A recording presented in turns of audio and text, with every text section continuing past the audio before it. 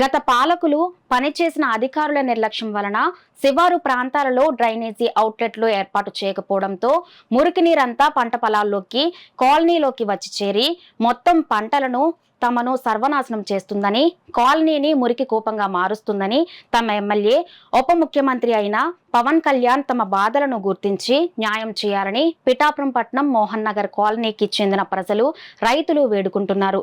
Municipality పరిధిలో ఉన్న మోహన్ నగర్ కాలనీలో డ్రైనేజ్ అవుట్లెట్ లేకపోవడంతో మురుగునీరంతా ఆ కాలనీకి క్రింద ఉన్న 100 ఎకరాల పంట పొలాల్లోకి చేరుతుంది. దీనివలన పంట పండించుకునేందుకు నానా అవస్థలు పడుతున్నామంటూ రైతులు గగ్గోలు పెడుతున్నారు. ఈ మురికి నీటితో చేనంతా బురదమయమైపోయి సర్వనాశనం అవుతుందని, కేవలం దాల్వా పంటపైనే ఆధారపడే తమకు తమ చేలల్లోకి ఈ మురుగునీరు వచ్చి చేరుతుండటంతో పంటలు పండించలేక తీవ్రంగా నష్టపోతున్నామని రైతులు ఆవేదన చెందుతున్నారు. ఇంతేకాక కాలనీలో ఉన్న ప్రధాన డ్రైనేజీపై ఇష్టానుసారంగా నిర్మాణాలు చేపట్టడం, డ్రైనేజీలో పేరుకుపోయిన సిల్ట్ను తొలగించకపోవడంతో వర్షాకాలంలో మురుగునీరంతా రోడ్లపైకి, కాలనీలోకి చేరి మురికి కూపాలుగా మారుతుండటంతో కాలనీలో నివాసం ఉండలేకపోతున్నామని రైతు, వైసీపీ పట్న ఉపాధ్యక్షుడు పైలా నాయుడు అన్నారు.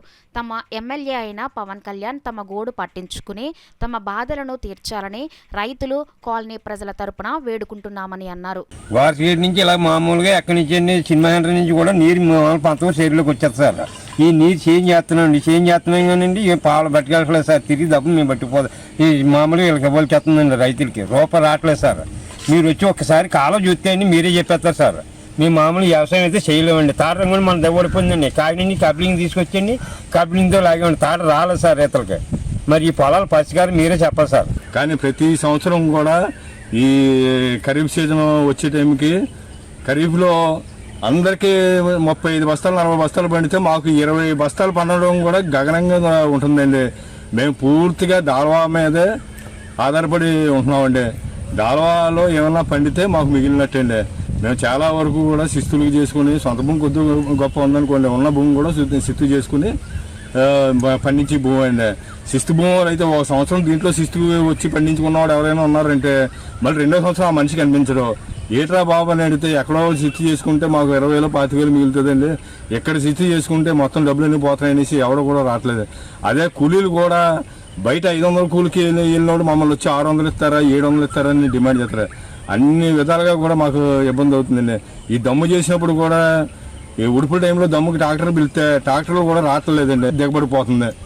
ట్రాక్టర్ దిగబడిపోయిందంటే దానికి మళ్ళీ ఏ జేసీబీనో లేకపోతే ఇంకో ట్రాక్టర్ని తీసుకొచ్చి లాయించుకొని చేసుకోవాల్సి వస్తుంది. క్రాప్ అంతా పండిన తర్వాత కోత మిషన్ రమ్మంటే కోత మిషన్ కూడా దిగబడిపోతున్నాయి. బాగా డ్రై అయితేనే కానీ మీకు మీ దాంట్లో పండించడం అంటే మేము దగ్గర 15 రోజులు 20 రోజుల ముందు ఈ నీరు చేనుకి కట్టకుండా డ్రై చేయవలసి వస్తుంది. దానివల్ల దిగుబడి తగ్గిపోతుంది.